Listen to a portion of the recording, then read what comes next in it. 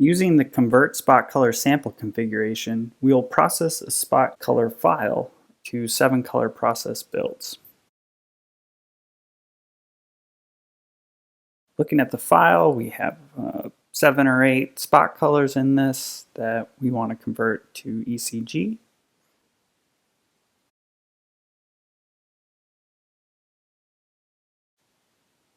Looking at the configuration, we have 4 color to 7 color configuration, and we're using digital printing toner SmartLink method.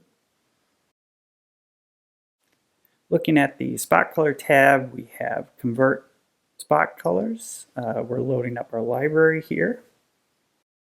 And we have our delta E limit set to 2.5. We are going to convert using the least amount of channels possible within that 2.5 limit.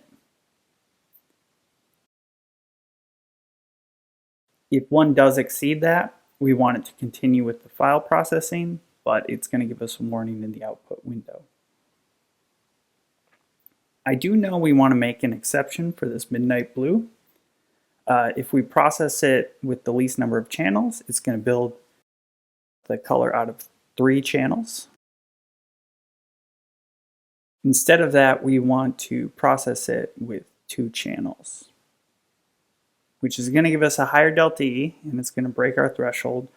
But in this situation, this is how we want that build to be created. Now, if we want to convert this file, we can drag it on over, process it,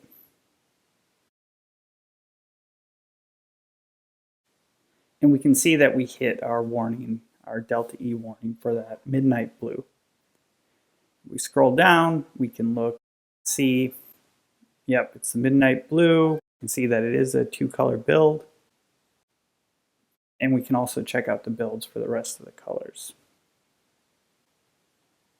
Let's look at the file we just converted.